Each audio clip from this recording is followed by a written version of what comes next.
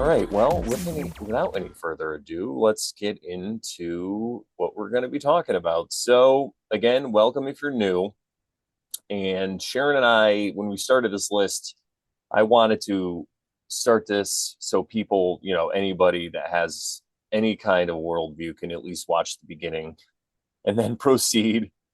But we found, and this is a reason I think why a lot of self-help books or even drugs or any kind of escapism or all kinds of stuff, why people engage in these activities is because of a feeling that they get.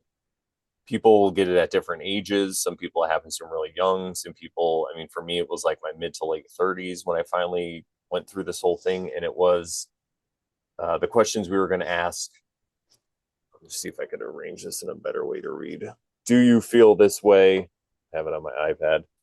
Um, are you comfortable with being alone, hanging out by yourself?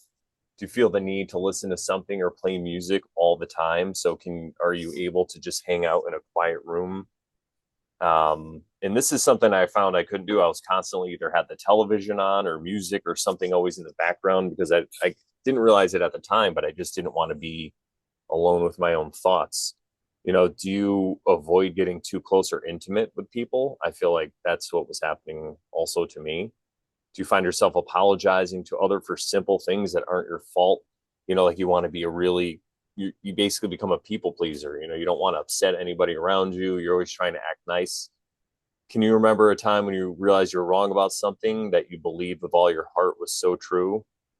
Um, oh, I skipped you. This is the important one. Do you find yourself being nice and covering your anger until it boils over? So this is something that we could talk about a little further too. It's like a nice guy syndrome, but I'm sure it happens to women as well, where when we're young, we realize that we hide our own needs.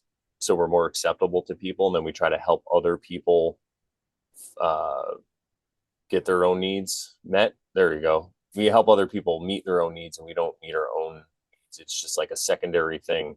And I found that this was happening in my life too. I was just trying to be nice to everybody. And then after a while, it would get really annoying. And then I would just have like a sudden anger outburst for no reason. But then can you remember a time when you realized you were wrong about something that you believed with all your heart was so true?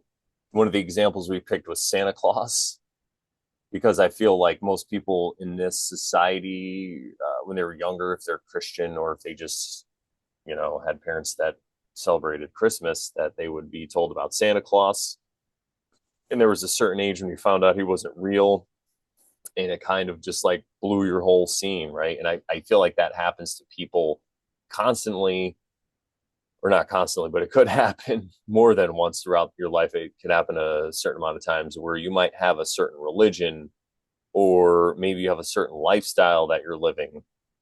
For me, when I was younger, I would say like sleeping around or hooking up with women. I just thought it was like the best thing ever. And I had all this research that I did about how monogamy was not the right way for humans to be. And I just had this whole worldview built up. And I feel like that happens, like I said, with religion, with all kinds of stuff. In these symptoms or these questions or these feelings are what lead people to what we're going to be talking about. Yeah, as I said, these are just some feelings that cause us to go on a new spiritual journey or look deeper. And it's brought to you by your current worldview, the way you see the So, world. Right. Go ahead yeah, if you and want to say that. coming to these conclusions actually brings us to our current worldview. Oh yeah, yeah.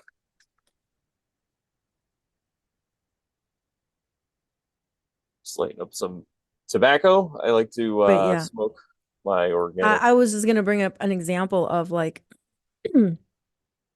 um when you're wrong about something you believed with all your heart.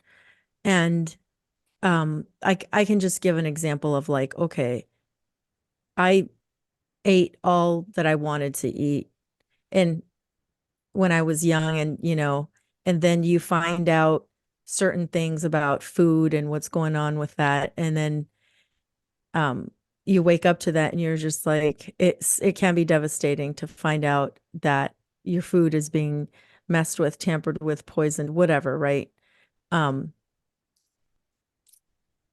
that can be like one example. But I have actually found that you come to these this I wasn't going to say this, but you come to these all these conclusions about like, oh my God, everything's messed up and everything that I thought was true is not and blah blah blah.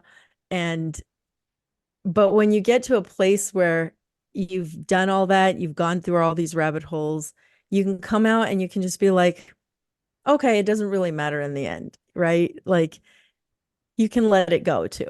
So like just know that there's that place too. Yeah, yeah, 100%. I think that's really what